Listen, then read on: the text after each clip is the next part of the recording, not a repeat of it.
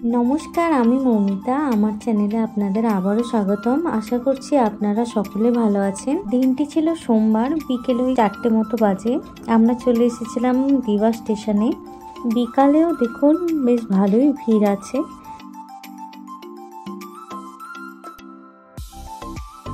বাবা দেখুন, এখানে জাস্ট ভিড়টা দেখুন। বিকাল 4টের পরেও এখানে এত ভিড়।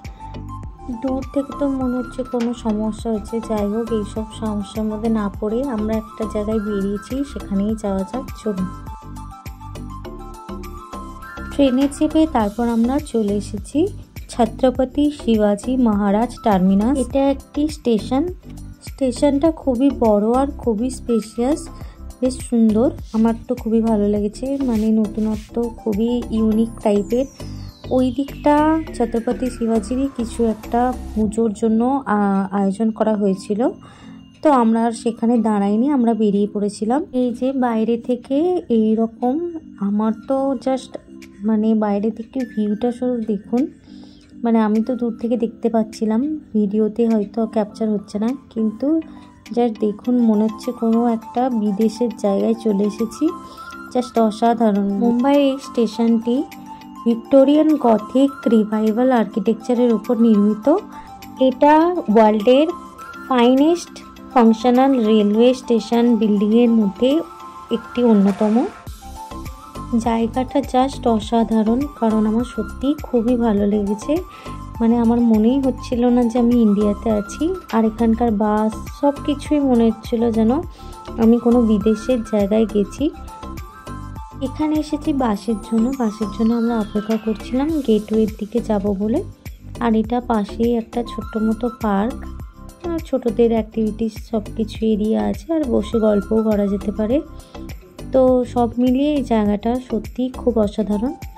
এটা হচ্ছে বাস স্টপটা।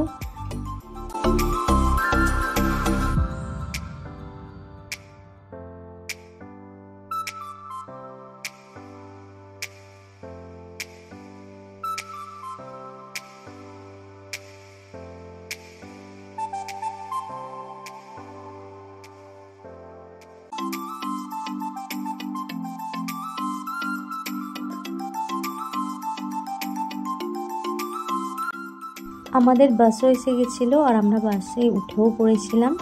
তো চলুন আজকে কোথায় বেরিয়েছি সেটা আপনাদের সাথে গল্প করতে করতে শেয়ার করা যাক। তো আমরা বেরিয়েছিলাম মুম্বাইয়ের সব থেকে ফেমাস জায়গা, সেটা হচ্ছে দ্য গেটওয়ে অফ ইন্ডিয়া। তো আমাদের সাডেনলি প্ল্যান হয় আর আমরা বেরিয়েও পড়ি রেডি হয়ে।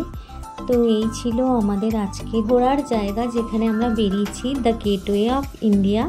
যারা যারা এই মুম্বাইয়ের গেটওয়ে দেখেছেন বা ঘুরতে এসেছিলেন, আমাকে অবশ্যই কমেন্টে জানাবেন। মুম্বাইটা সত্যি খুবই সুন্দর জায়গা। এই জায়গাগুলো না দেখলে তো বুঝতেই পারতাম না। চলুন এবার বাস থেকে আমরা নেমে পড়েছি।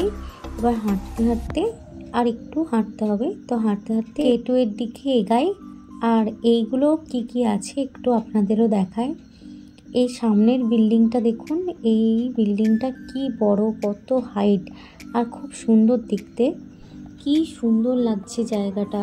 ওই যে দেখা যাচ্ছে এখান থেকে তাজমহল প্যালেসটা, জাস্ট অসাধারণ দেখতে সামনে থেকে, কি সুন্দর দেখতে। এখানে তো যাওয়াই যাবে না, এখানকার এক একটা জিনিসের দাম অনেক শুনেছি। মানে পার ডে এখানে কস্ট হচ্ছে 17,000 টাকা, 18,000 টাকা এরকম। এই যে আমরা চলে এসেছি দ্য গেটওয়ে অফ ইন্ডিয়া।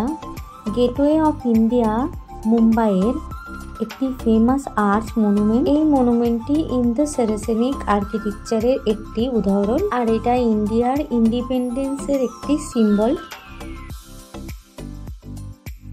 এটা গেটওয়ের পিছনের দিকটা, সি সাইডটা। এই জায়গাটা বসার জন্য, তারপরে এই যে সি সাইডের ভিউটা দেখার জন্য বেশ একটা ভালো জায়গা। এই পুরো জায়গাটাই, স্পটটা খুবই সুন্দর। আর ওই যে দেখুন, জাস্ট অসাধারণ লাগছে। দূরে দূরে যে বোটগুলো রাখা আছে সারি সারি, ফোনে কতটা ক্যাপচার হয়েছে বুঝতে পারছি না, কিন্তু সামনের থেকে জাস্ট অসাধারণ লাগছিল। এত সুন্দর, পুরো একদম মনে হচ্ছিল ছবির মতো, বেশ সুন্দর দেখতে লাগছিল, আর একটা দারুণ ভিউ ক্রিয়েট করেছিল।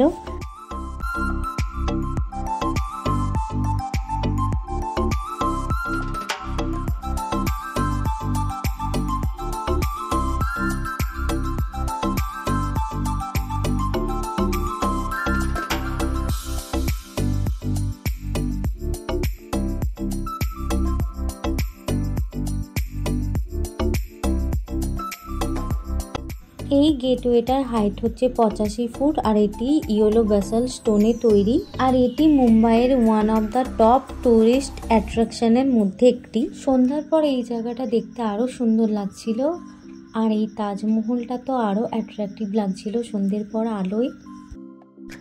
চলুন এবার আমরা বেরিয়ে পড়েছি বাইরের দিকে। তো বাইরে দেখুন কত লোকজন, ভিতরে যখন ছিলাম তখন বুঝতেই পারছিলাম না এত ভিড় হয়েছে, তো বাইরে এসে দেখছি এত লোকজন। তো আমরা এবার যাব অন্য আরেকটি জায়গায়, ওই ভিডিওটা আমি নেক্সট ব্লগে আপলোড করব। তো আজকের এই ছিল আমাদের ঘোরার জায়গা, এখানটাও খাবারের সব কিছু রয়েছে। আমরা এখান থেকে আইসক্রিম ছাড়া সেরকম কিছুই খাইনি। ভিডিওটা তবে আজকে এই পর্যন্তই।